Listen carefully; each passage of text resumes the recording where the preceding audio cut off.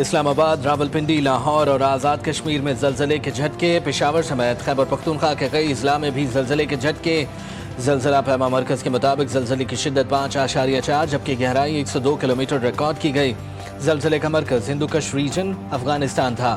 زلزلہ پیما مرکز کی آفٹر شاکس کے خدشات پر محتاط رہنے کی اپیل۔ امریکی صدر کا روس کے قریب 2 جوہری آبدوزیں تعینات کرنے کا حکم۔ صدر ڈونلڈ ٹرمپ نے سابق روسی صدر میدویدیف کے بیانات کو انتہائی اشتعال انگیز قرار دے دیا۔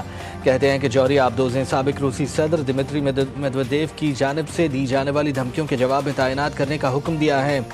کہیں یہ احمقانہ اور اشتعال انگیز بیانات صرف بیانات سے بڑھ کر نہ ہوں۔ الفاظ بہت اہم ہوتے ہیں اور اکثر غیر ارادی نتائج کا باعث بن سکتے ہیں۔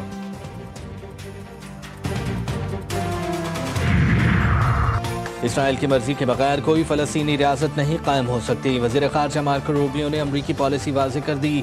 مارکو روبیو نے کہا ہے کہ برطانیہ، کینیڈا سمیت کوئی ملک فلسطینی ریاست قائم کرنے کی صلاحیت نہیں رکھتا۔ فلسطینی ریاست کو تسلیم کرنے کے منصوبے بے سود ہیں۔ یہ حماس کے لیے انعام ہے۔ اسے غزہ میں جنگ بندی قبول نہ کرنے پر مزید حوصلہ ملے گا۔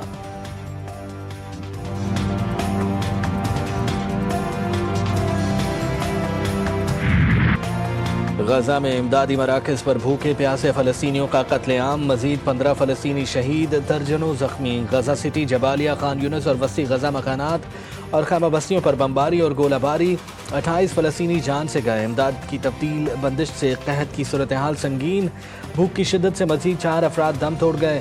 امریکی ایلچی اسٹیو وٹکاف کا غزہ میں امدادی مراکز کا دورہ، امدادی سامان اور خوراک کی تقسیم کا جائزہ۔ حماس رہنما عزت الرشق نے تشہیری حربہ قرار دے دیا۔ کہا وٹکاف وہی دیکھتا ہے جو اسرائیلی قابضین اسے دکھانا چاہتے ہیں۔ امریکی صدر ٹرمپ کی پاکستان کو چھوٹ، پاکستان پر 19% ٹیرف، بھارت پر 25% ٹیرف عائد۔ امریکی صدر نے مختلف ممالک پر ٹیرف سے متعلق ایگزیکٹو آرڈر پر دستخط کر دیے۔ کینیڈا پر ٹیرف 25% سے بڑھا کر 35% کر دیا گیا۔ بنگلہ دیش پر 20%، ترکیہ اور اسرائیل پر 15% ٹیرف لگایا گیا۔ وائٹ ہاؤس کے ترجمان کے مطابق ان اقدامات کا مقصد امریکن معیشت، مقامی صنعتوں اور روزگار کے تحفظ ہے۔ تجزیہ کاروں کا کہنا ہے کہ یہ پالیسی امریکہ فرسٹ نظریے کا مظہر ہے جو عالمی تجارتی نظام کے خلاف ایک جارحانہ قدم ہے۔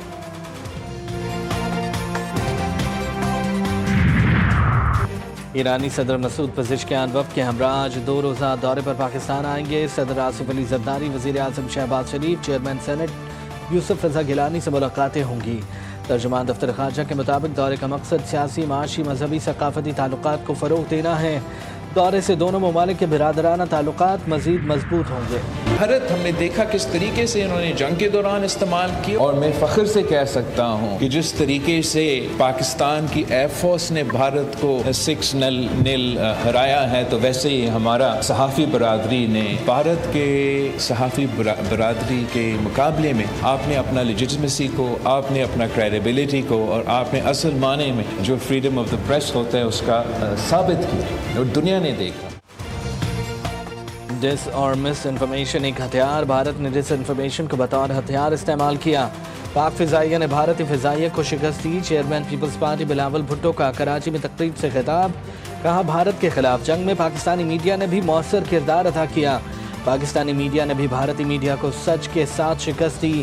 عالمی سطح پر بھارتی اور پاکستانی میڈیا آمنے سامنے تھے۔ کشمیر کے حوالے سے پڑوسی ملک منفی پروپیگنڈا کرتا رہا۔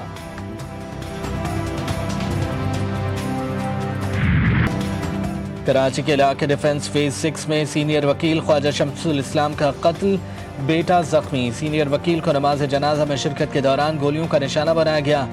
جی ٹی وی نیوز نے CCTV فوٹیج حاصل کر لی۔ ملزم مقتول کے سابق گن مین کا بیٹا عمران آفریدی نکلا۔ ملزم نے چند ماہ پہلے بھی خواجہ شمس الاسلام پر حملہ کیا تھا۔ DIG ساؤتھ اسد رضا کے مطابق ملزم نے یہ الزام لگایا ہے کہ اس کے والد کو خواجہ شمس الاسلام نے 2021 میں قتل کروایا تھا۔ خواجہ شمس الاسلام کی نماز جنازہ ڈیفنس میں ادا کر دی گئی۔ وکیل خواجہ شمس الاسلام کے قتل کیس میں بڑی پیش رفت، پولیس کا ملزم کی گرفتاری کے لیے FIA سے رابطہ۔ ملزم عمران آفریدی کا نام PNLI میں ڈالنے کی سفارش۔ قتل کے الزام میں سکندر آباد کے علاقے سے 2 افراد کو حراست میں لے لیا گیا۔ انچارج CTD راجہ عمر خطاب کا کہنا ہے کہ مقتول کو ایک گولی لگی جو دل کو چیرتی ہوئی نکل گئی۔ کراچی بار کا واقعے کے خلاف آج سے ہڑتال کا اعلان، وکلاء کا کہنا ہے کہ ملزمان کی گرفتاری تک احتجاج جاری رکھیں گے۔ کانفرنس میں ملک کی موجودہ آئینی، سیاسی اور معاشی صورتحال پر گہری تشویش کا اظہار کیا گیا۔ آج ملک میں بسنے والا کوئی طبقہ اور قومیت مطمئن نہ ہے۔ کسان تباہ حال، تنخواہ دار طبقہ ٹیکسوں کے بوجھ تلے اور کاروباری طبقہ ملک چھوڑ کر اپنا سرمایہ بیرون ملک منتقل کر رہا ہے۔ ملک میں غربت کی شرح میں خطرناک حد تک اضافہ ہو چکا ہے اور اس وقت تقریباً 45% پاکستانی سطح غربت سے نیچے زندگی گزارنے پر مجبور ہیں۔ اپوزیشن کو دیوار سے لگانے کی کوشش، ہائیبرڈ نظام ملک سے اپوزیشن کا مکمل خاتمہ چاہتا ہے۔ تمام جماعتوں کے درمیان گرینڈ ڈائیلاگ کیا جائے، ملک کو چیلنجز سے نکالنے کے لیے مشترکہ حکمت عملی کی ضرورت ہے۔ تحریک تحفظ آئین کی آل پارٹیز کانفرنس کا مشترکہ اعلامیہ، بانی پی ٹی آئی اور بشرا بی بی کی رہائی کا مطالبہ۔ اپوزیشن رہنما مستحماز کھوکھر نے دیگر رہنماؤں کے ہمراہ مشترکہ اعلامیہ پڑھتے ہوئے کہا، ملک میں بے روزگاری کی شرح 22% تک پہنچ چکی ہے، ملک میں کاروباری طبقہ سرمایہ باہر لے جا رہا ہے۔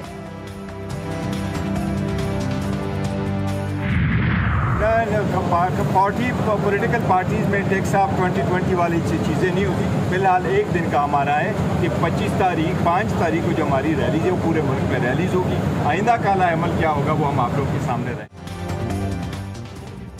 تحریک انصاف کا اسٹیبلشمنٹ سے پھر مذاکرات کی خواہش کا اظہار، چیئرمین پی ٹی آئی نے کہا 5 اگست کو شہر احتجاج ہوگا، فی الحال احتجاج صرف ایک ہی دن کا ہوگا۔ سلمان اکرم راجہ بولے، تحریک انصاف ملک میں حقوق کی جنگ لڑ رہی ہے، فیصلہ سازوں سے التجا ہے کہ وہ پاکستان کے لیے ہم سے بات کریں۔ یہ جنگ ہم اس لیے لڑ رہے ہیں کہ پاکستان کا غریب 78 سال سے محکوم ہے، پاکستان کے غریب کو 78 سال سے دھمکایا جا رہا ہے۔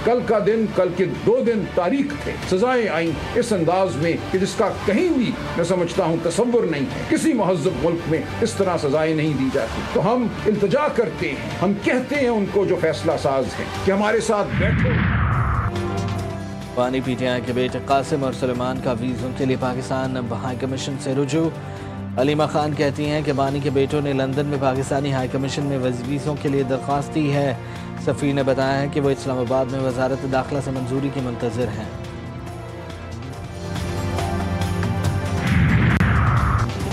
اپوزیشن والے ذہنی بیماری کا شکار، اپوزیشن جماعتوں کے پاس کوئی پالیسی نہیں، اپوزیشن والے عوام کو بے وقوف نہیں بنا سکتے، ناکامی پی ٹی آئی والوں کا مقدر ہے۔ وفاقی وزیر اطلاعات عطا تارڑ کی لفظی گورباری، کہا تحریک انصاف والے شرطیں لگاتے تھے کہ ملک کب ڈیفالٹ کرے گا، زر مبادلہ کے ذخائر میں اضافہ اور مہنگائی میں کمی ہوئی، حکومتی اقدامات سے معیشت درست سمت میں گامزن ہے۔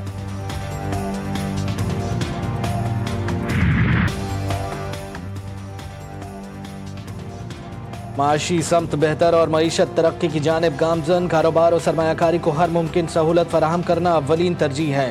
وزیر اعظم شہباز شریف نے کہا اسٹاک ایکسچینج میں کاروباری تیزی سرمایہ کاروں کے اعتماد کی عکاسی ہے، ایف بی آر میں اصلاحات سے ٹیکس نظام میں بہتری اور کاروباری برادری کو سہولت ملی۔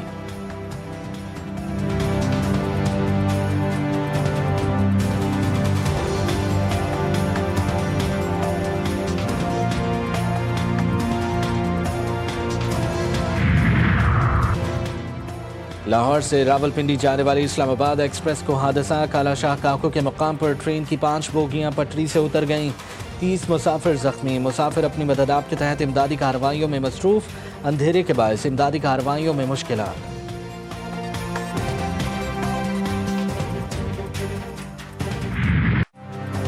پاک چین اسٹریٹجک تعلقات باہمی اعتماد کی مثال، پاکستان اور چین کی افواج برادر فوجیں ہیں، بدلتی ہوئی عالمی حکمت عملی کے باوجود دونوں ممالک کے دوست ہر آزمائش پر پورا اترے، اس میں کوئی لغزش نہیں آئی، دونوں اقوام نے علاقائی اور عالمی چیلنجز کا بھرپور سامنا کیا۔ فیلڈ مارشل عاصم منیر کا جی ایچ کیو میں عوام میں جمہوریہ چین کی فوج کے یوم تاسیس کے حوالے سے تقریب سے خطاب، دفاع، سیکیورٹی اور تعمیر ملت میں پیپلز لبریشن آرمی کے کردار کو سراہا، پاک چین اسٹریٹجک تعلقات پر روشنی بھی ڈالی۔ تقریب میں چینی سفیر کی بطور مہمان خصوصی شرکت، دہشت گردی کے خلاف جنگ میں افواج پاکستان کی قربانیوں کا اعتراف، پی ایل اے کے یوم تاسیس کی تقریب پر فیلڈ مارشل کا شکریہ ادا کیا۔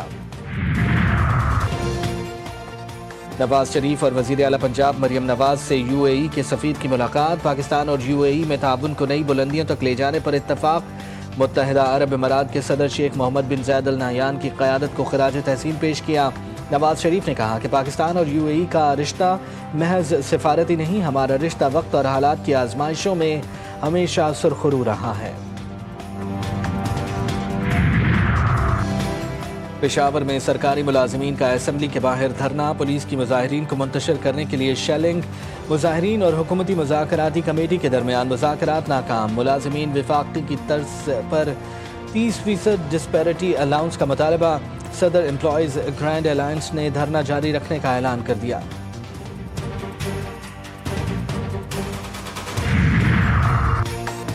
حکومت بلوچستان نے صوبے بھر میں 15 روز کے لیے دفعہ 144 نافذ کر دی، ڈبل سواری پر پابندی ہوگی، کالے شیشوں والی گاڑیوں اور اسلحے کی نمائش پر بھی پابندی عائد، خلاف ورزی کرنے پر سخت کارروائی کی جائے گی۔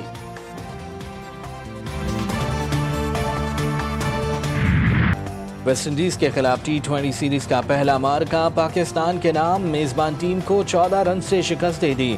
179 رنز کے ہدف کے تعاقب میں ویسٹ انڈیز کی ٹیم مقررہ اوورز میں 7 وکٹوں کے نقصان پر 164 رنز بنا سکی۔ محمد نواز نے 3 اور سائم ایوب نے 2 کھلاڑیوں کو پیویلین بھیجا۔ شاہین آفریدی اور سفیان مقیم نے 1-1 وکٹ حاصل کی۔ 3 میچوں کی سیریز میں قومی ٹیم کو 1-0 کی برتری حاصل، دوسرا میچ اتوار کو ہوگا۔